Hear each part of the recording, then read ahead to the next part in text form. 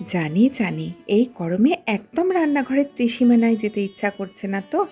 তাহলে খুব সহজ নিরামিষ দই পটলের একটা ফাঁকিবাজি রেসিপি আপনাদের সঙ্গে শেয়ার করছি। যেমন সহজ রেসিপি তেমনই সুন্দর কিন্তু খেতে হয়। তো চলুন ঝটপট রেসিপিটা শুরু করে দিই। এখানে 12টা মিডিয়াম সাইজের পটল নিয়েছি। পটলগুলোকে অল্প একটু করে ছাল ছাড়িয়ে দুটো অপোজিট সাইড থেকে হাফ হাফ করে চিড়ে নিয়েছি, আর এর মধ্যে নুন, হলুদ আর একটু করে শুকনো লঙ্কার গুঁড়ো ভালো করে মাখিয়ে নিচ্ছি। তো দেখিয়ে দিচ্ছি পটলগুলোকে কিভাবে চিড়েছি। এটা আমি হয়তো ঠিক মুখে বলে আপনাদেরকে বোঝাতে পারছি না। আপনারা হয়তো দেখে বুঝতে পারছেন যে কিভাবে পটলগুলোকে চিড়েছি। একটা এদিকে আর উল্টো দিকটা ঠিক তার অপোজিট সাইডে পটলগুলোকে এইভাবে চিড়ে নিয়েছি। তাহলে বেশ ভালো মতো মশলাটা পটলের ভেতরেও ঢুকে যাবে, অথচ পটলগুলো গোটা গোটাও থাকবে। এবারে এই তরকারির দুখানে মশলা রেডি করে নেব। দই পটলের জন্য একটা দইয়ের মশলা তৈরি হবে, আর একটা নর্মাল আমরা যেরকম মশলা কষাই তার মশলাটা তৈরি করে নেব।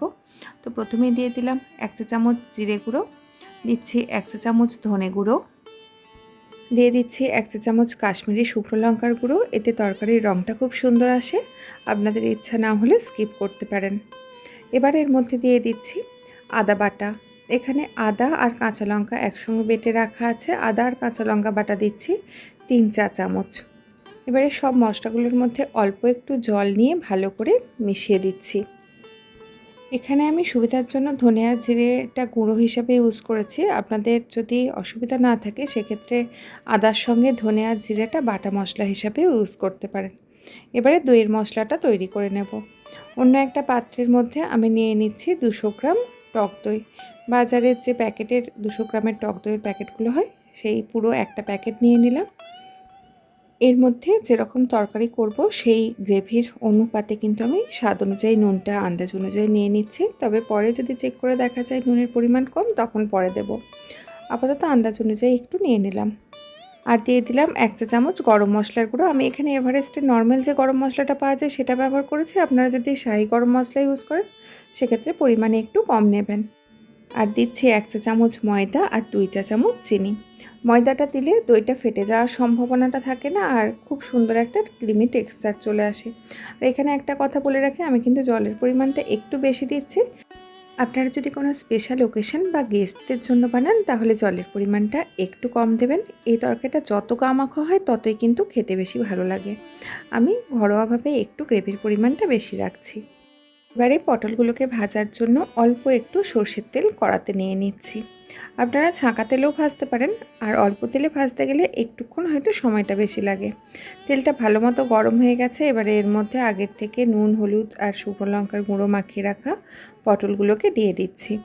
গ্যাসের ফ্লেম লো টু মিডিয়ামে রেখে ঢাকা দিয়ে পটলগুলোকে ভাজতে দেবো, যাতে পটলগুলো একদিকে ভাজাও হয়ে যাবে আর সেদ্ধটাও হয়ে যাবে। মোটামুটি ভাজতে ভাজতে যাতে পটলগুলো 90% মতো সেদ্ধ হয়ে যায় সেটা দেখে নিতে হবে।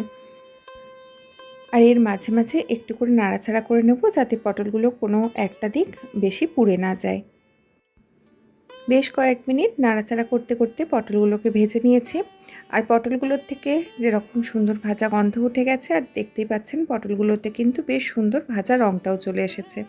যখন এরকম সুন্দর ভাজা রঙটা চলে আসবে, এবার এই ভেজে নেওয়া পটলগুলোকে তুলে নিচ্ছি। এখন ওই কড়াতেই দিয়ে দিচ্ছি আরও কিছুটা পরিমাণ সরষের তেল। তেলটা ভালো মতো গরম হয়ে গেলে গ্যাসের ফ্লেম একদম লোতে করে নিয়েছি। এর মধ্যে দিয়ে দিলাম দুটো থেঁতো করে নেওয়া ছোটো এলাচ, 1 টুকরো দারচিনি, দুটো চিড়ে নেওয়া কাঁচা লঙ্কা, আর আগের থেকে যেই মশলাটা বানিয়ে রেখেছিলাম সেই সম্পূর্ণ মশলাটা দিয়ে দিলাম। এখন লো ফ্লেমে মশলাটাকে খুব ভালো মতো করে কষে নিতে হবে। কয়েক মিনিট মশলাটা কষিয়ে নেওয়ার পর দেখুন খুব সুন্দরভাবে মশলাটা কিন্তু কষানো হয়ে গেছে। ওপর থেকে তেল ছাড়তে শুরু করে দিয়েছে, আর খুব সুন্দর কষানো গন্ধটাও বেরিয়ে গেছে। এবারে এর মধ্যে দিয়ে দিচ্ছি আগের থেকে দইয়ের যে মিশ্রণটা তৈরি করে রেখেছিলাম সেটা। দইয়ের মিশ্রণটা দেওয়ার আগে একটু খেয়াল করে নেবেন যেন এর মধ্যে কোনো রকম দলা পাকানো অংশ না থাকে। প্রয়োজন পড়লে মিক্সার গ্রাইন্ডারের মধ্যে একবার ঘুরিয়েও নিতে পারেন।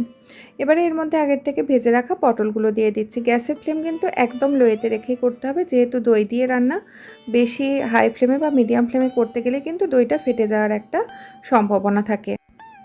এবারে গ্যাসের ফ্লেম লোয়েতে রেখে ঢাকা দিয়ে মিনিট 4 থেকে 5 রান্নাটা করে নেব। এতে পটলের মধ্যে সমস্ত কিছুর টেস্টটাও ভালো মতো চলে আসবে, আর গ্রেভিটাও একটু ঘন হয়ে যাবে। মিনিট 4-5 পর দই পটল একদম রেডি। ভাত বা রুটি দুটোর সঙ্গেই খেতে বেশ ভালো লাগে। আজকের রেসিপিটা কেমন লাগলো জানাবেন। দেখা হবে পরের দিন আবার অন্য কোনো রেসিপি নিয়ে। ততক্ষণ সবাই সুস্থ থাকুন, ভালো থাকুন, সঙ্গে থাকুন।